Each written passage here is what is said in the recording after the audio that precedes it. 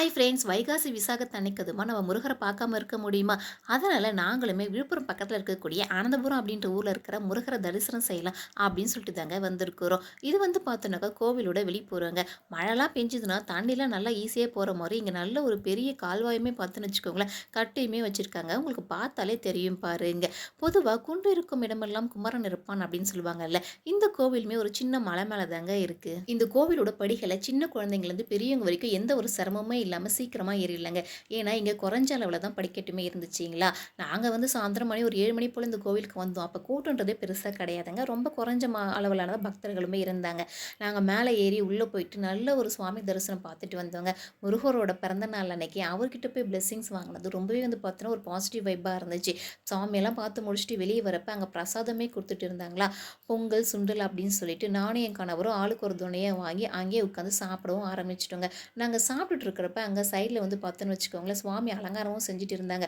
உடனே செண்டி மேளமும் பார்த்தோன்னாக்கா அடிக்க ஆரம்பிச்சுட்டாங்களா. அத அப்படியே பார்த்துட்டு நாங்களுமே சாப்பிட்டுட்டு இருந்தோங்க.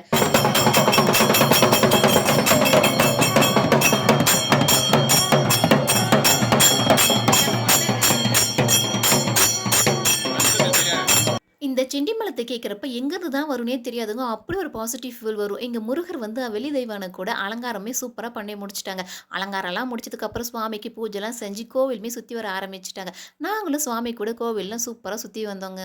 பைக்கு, ஜீப்பு அப்படின்னு சொல்லி போகறதுக்கு இங்க தனியா ஒரு வழியுமே இருக்குங்க. அந்த வழியா தாங்க இப்ப சுவாமி வந்து மேலருந்து கீழ வீதி உலாக்குமே போக போறாரு. தை மாசம் இந்த கோவிலுக்கு வந்தேன்னு வச்சுக்கோங்களேன், திருவிழா சூப்பரா நடக்குங்க. கால கூட இங்க வைக்க இடம் இருக்காது. அவ்ளோ கூட்டம் இருக்கும். சுத்துப்பட்டுல இருக்கக்கூடிய கிராம மக்கள் எல்லாருமே இங்க தாங்க இருப்பாங்க.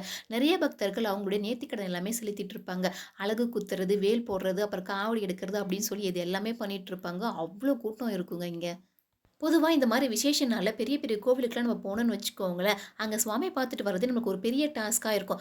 ஆல்ரெடி ஏதோ கஷ்டத்துல தான் சுவாமிய தேடி போயிருப்போம். ஆனா, அங்க போய் சுவாமிய பார்க்கறது ஒரு பெரிய கஷ்டமா இருக்கும். அந்த மாரி டைம்ல நம்ம வீட்டு பக்கத்துல இருக்கக்கூடிய கோவிலுக்கு நம்ம போயிட்டு சாமி கும்பிட்டு வந்தாலே மனசு வந்து பார்த்தோன்னு வச்சுக்கோங்களேன், அவ்வளோ ஒரு நிறைவா இருக்குங்க. கடவுள் எங்க இருந்தாலும் கடவுள் தாங்க. நெக்ஸ்ட் டைம் இந்த கோவிலுக்கு வரப்ப கண்டிப்பா பகல் டைம்ல தான் வரணும். மேல இருந்து பார்த்தாக்கா வியூ எப்படி இருக்கு? அப்புறம் இந்த கோவிலுக்கு பின்னாடி ஏதோ பாறை மாரிலாம் இருக்கும் அப்படின்னு சொல்லியிருந்தாங்க. அதெல்லாம் இதுவரைக்கும் நாங்க பார்த்ததே இல்லையே! அதையும் பார்க்கணும் அப்படின்னு சொல்லி இப்பவே முடிவு பண்ணிட்டோங்க. முருகப்பெருமான், வள்ளி தெய்வானை அப்படின்னு சொல்லி எல்லாருமே நல்ல மனசார கும்பிட்டு நாங்களுமே வீட்டுக்கு கிளம்பியாச்சுங்க. வர வழியில சந்திர பகவான பார்த்து கும்பிட்டு முடிச்சாச்சு. அப்புறம் என் கணவருக்கு வேற செப்பல் வாங்கணும் அப்படின்னு சொல்லி பேசிட்டு இருந்தோமா, கடையுமே வந்துச்சு வர வழியில. அப்புறம் அங்க போய் செப்பலுமே வாங்கி எடுத்துக்கிட்டு வீட்டுக்குமே வந்து சேர்ந்தாச்சுங்க. ஓகே ஃப்ரெண்ட்ஸ், இந்த வைகாசி விசாகத்துக்கு நீங்க என்ன பண்ணீங்க அப்படின்னு சொல்லிட்டு சொல்லுங்க. இந்த வீடியோ பிடிச்சிருந்துச்சுன்னா லைக் பண்ணுங்க, கமெண்ட் பண்ணுங்க, ஷேர் பண்ணுங்க. அப்புறம் சப்ஸ்கிரைப் பண்ணிட்டு பாருங்க. Thank you.